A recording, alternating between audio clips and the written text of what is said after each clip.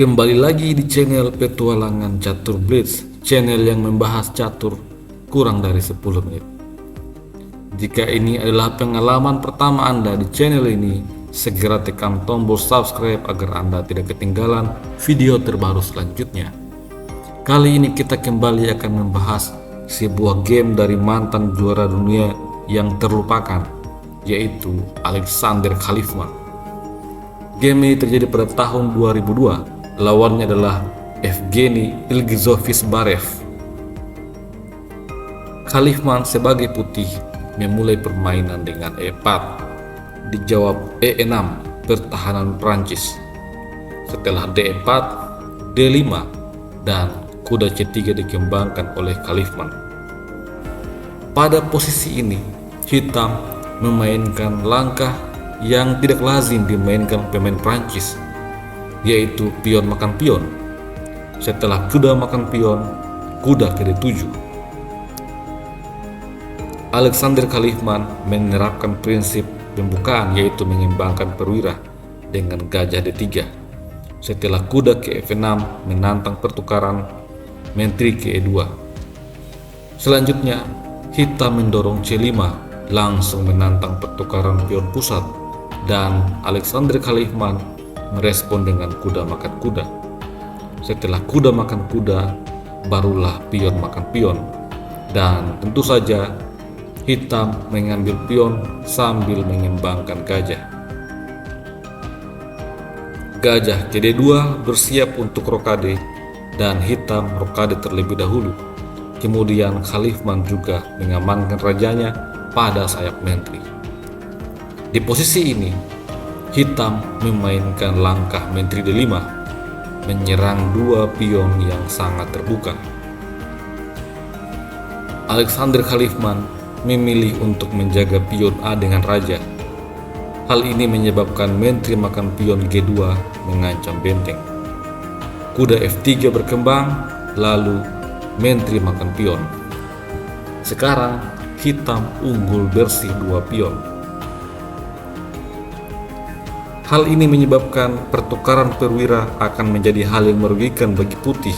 Oleh karena itu, Khalifman memilih melarikan menteri ke E5, menyerang gajah. Jika menteri mengambil kuda, maka gajah pun akan diambil oleh putih.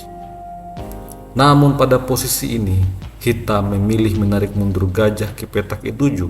Kemudian, benteng menyerang menteri. Menteri kembali ke C5 dan menteri G3. Setelah itu kuda menyerang menteri, menteri H3, mengancam kuda dan juga pion yang ada pada belakangnya. Olehnya itu, hitam mendorong G6. Setelah itu benteng H berkembang ke petak G1. Jika menteri hitam tidak menjaga kuda, maka kuda ini akan dimakan oleh menteri putih. Oleh karena itu, hitam mencoba menyerang balik dengan kuda F4 menyerang menteri.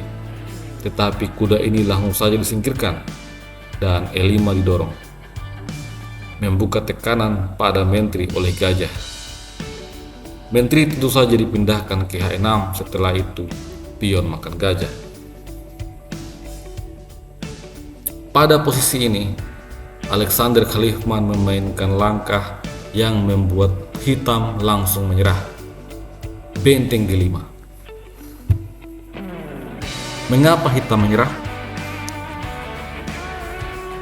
Kalau gajah makan benteng, maka kuda makan gajah. Menteri mengancam skakmat di langkah selanjutnya. Ancaman skakmat ini tidak bisa dihentikan kecuali hitam menyerahkan menteri. Setelah itu menteri makan menteri, dan putih sudah barang tentu akan menang dengan keunggulan seperti ini. Bagaimana jika pada posisi ini menteri lari misalnya ke E3? Maka ada langkah benteng H5 tetap mengancam skakmat. Jika pion makan benteng, maka menteri makan pion, skakmat. Jika benteng D8 memberikan ruang pelarian bagi raja, maka menteri makan pion skak. Setelah raja F8, menteri H8 adalah skakmat. Bagaimana jika pada posisi ini hitam memainkan gajah F5? Maka gajah ini akan dipukul dengan benteng. Setelah pion makan benteng, benteng G1 skak. Hitam terpaksa harus menyerahkan menteri, setelah itu kuda makan menteri. Dan putih seharusnya akan menang dengan mudah. Bagaimana kalau di posisi ini F5 yang dimainkan? Maka putih harus menjawab dengan gajah C4 skak. Hitam memiliki 3 pilihan: melarikan raja, menutup skak dengan benteng, atau mengambil gajah. Seluruh pilihan itu akan membuat hitam tetap kalah. Kalau benteng F7 menutup skak, maka benteng makan pion skak. Ada 2 pilihan bagi hitam. Pion makan benteng akan dibalas dengan menteri makan pion skak. Setelah raja lari ke H8, gajah makan benteng. Ancaman skakmat pada langkah selanjutnya di 2 tempat berbeda, sehingga tidak akan bisa dihentikan. Kalau pada posisi ini pion tidak makan benteng tetapi raja pindah H8, maka gajah makan benteng. Ancaman skakmat pada 2 tempat berbeda oleh 2 perwira yang berbeda. Hal ini tentu saja tidak akan bisa dihentikan. Kalau pada posisi ini raja langsung lari ke petak H8, maka benteng makan pion mengancam skakmat. Gajah bisa menjaga petak G7, akan tetapi benteng G8 skak. Benteng makan benteng. Setelah menteri makan gajah skak, benteng dipaksa menutup, namun menteri D8 lagi-lagi skak. Menteri mundur menutup skak, menteri makan menteri. Benteng terpaksa menutup skak, menteri makan benteng, skakmat. Kemungkinan terakhir adalah menteri makan gajah. Hal ini akan dibalas dengan benteng makan pion skak.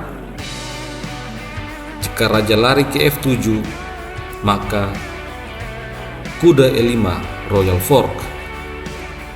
Jika raja lari ke H8, maka menteri melakukan skakmat. Jika pion makan benteng, maka menteri makan pion skak, raja H8, menteri H6 skak, raja G8, benteng G1. Raja lari ke F7 akan dibalas dengan menteri G6 skakmat. Jika gajah menutup skak, maka menteri G6 skak, raja H8. Setelah itu kuda makan gajah mengancam skakmat di langkah selanjutnya. Menteri bisa mundur ke C7, namun menteri H5 skak. Setelah raja lari pada petak G7, kuda E4 skakmat. Bagaimanapun juga tidak ada celah bagi hitam untuk memenangkan permainan. Sebuah game yang sangat menarik dari Alexander Khalifa.